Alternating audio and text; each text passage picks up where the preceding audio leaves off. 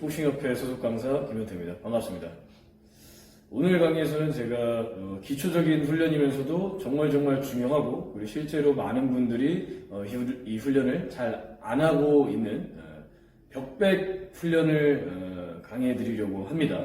벽백 중에서도 이제 벽백 다양하게 칠 수 있어요. 딱 봐도 사람처럼 이렇게 생겼기 때문에 앞을 칠 수도 있고 옆을 칠 수도 있고 배를 칠 수도 있고 연타를 칠 수도 있고 뒤에서 원투를 칠 수도 있고 다양하게 벽백에다가 기본기 훈련을 하실 수가 있습니다. 그 중에서도 많은 분들이 이 훈련을 잘 모르시고 잘 안 해보셨다는 이제 가정하에 실제로 많이 해보신 분들이 많이 없으시더라고요.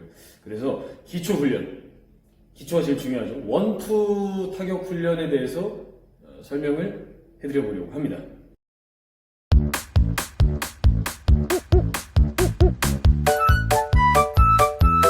이 훈련을 하시면서 키포인트로 반드시 가져가셔야 될 두 가지에 대해서 설명해 드리겠습니다.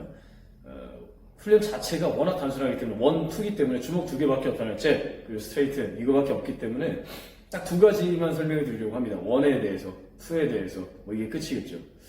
원은 일단은 벽백 원투 타격 훈련에서는 잽 경우에 최대한 안 맞는 거리에서 순간 맞는 거리까지 정확한 잽이 시원하게 맞는 원거리 타격, 잽 거리 타격 거리까지 한 방에 최대한 빠르게 한 방에 인스텝으로 들어가서 타격을 하셔야 됩니다. 파워는 그다지 크게 신경 안 쓰셔도 됩니다. 어차피 잽은 임팩트를 주로 주려고 하는 목적을 가진 펀치가 아니고 그리고 또 원투에서조차 잽의 역할은 임팩트가 아니기 때문에 최대한 빠르고 날카롭게 상대방을 가격한다, 정확하게 가격한다 라는 생각으로 정확하게 거리를 맞춰서 빠르게 들어가는 잽, 요게 이제 원에 있어서 이제 키포인트를 잡고 넘어가셔야 될 점이죠. 그 두 번째, 스트레이트 이제 2에서는 무조건 임팩트 있게입니다. 원이 빠르게라고 한다면은 2는 임팩트 있게 각자의 좀 역할이 있는 거겠죠. 그래서 원과 2가 똑같이 직선 공격이지만 서로 성향이 다르고 특징이 다르기 때문에 정말 잘하시는 분들 훈련 소리 들으면은 똑같은 직선 공격이지만 소리조차 다르죠. 보지 않아도 그만큼 이제 성향이 다르죠. 스트레이트는 무조건 임팩트가 있어야 되는데 임팩트가 있으려면은 지금 발이 안 보이시겠지만 발부터 시작해서 어깨까지 바닥부터 위에까지 차례로 쪼르륵 올라와주는 이 회전에 의해서 무게가 전달이 되고 그 무게를 어깨 근육, 팔 근육으로 던져서 근육을 이용해 던져서 가속력을 붙여서 터트리는 거죠. 정확한 위치에다가 그런 원리로 이제 임팩트를 주는 건데 이런 것에 대한 설명은 앞선 강의들에서 제가 다 해드렸습니다. 그 발 돌리는 기술을 가지고 발 돌려서 체중을 실어주는 임팩트 있는 펀치를 스트레이트에다가 실어주셔야 되겠습니다. 이렇게 키포인트는 딱 두 가지입니다. 잽은 빠르고 날카롭게, 스트레이트는 임팩트 있게. 그거를 좀 자세하게 들어가 보면은 세밀한 부분은 더 신경 쓸 게 많겠죠. 그리고 마지막으로 한 가지만 더 설명을 드리자면은 이 두 가지를 하시면서 빠르게 원, 투 이 타격 훈련 하시면서 특히 스트레이트 임팩트를 주는 때에 많이들 몸이 뒤로 밀리시더라고요. 왜냐면 벽백 같은 경우에는 샌드백과 다르게 벽에 딱 붙어 있기 때문에 이 충격을 그대로 나한테 흡수가 되는 그 충격 양이 반작용 양이 훨씬 크죠. 그렇기 때문에 몸이 훨씬 더 뒤로 많이 밀리게 되는데 이때 미는 펀치로 때리거나 아니면은 하체 중심을 순간 딱 제대로 튼튼하게 잡아주지 못하거나 그런 식으로 되면은 이 펀치력에 의해서 내 펀치력에 의해서 내 중심이 흔들리게 되겠죠.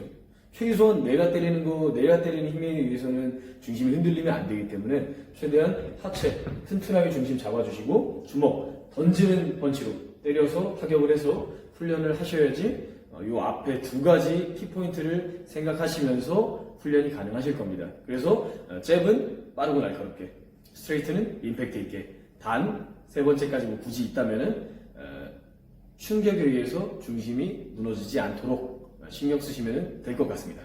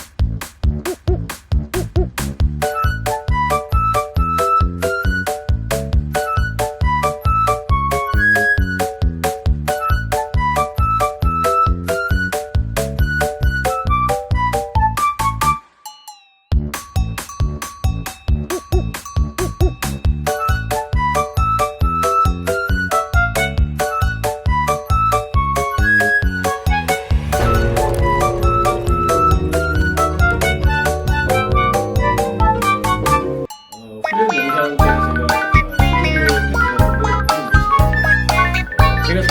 말씀드리지만 제가 절대 정답은 아닙니다. 저도 그냥 간단하게 훈련한 영상을 모니터링 용도로도 사용하고 여러분들 보여드릴 용도로도 사용하기 위해서 잠깐 그냥 보여드린 거고 절대 제가 정답은 아닙니다. 저도 고칠 점이 있기 때문에 이런 훈련을 보시고 참고하는 용도로만 사용하시면 될 것 같아요. 굳이 더 말씀을 드리자면 이 벽백 원투는 저는 필수적으로 훈련을 하는 루틴 중에 하나입니다. 매일매일은 아니더라도 반드시 계속해서 저도 훈련을 합니다.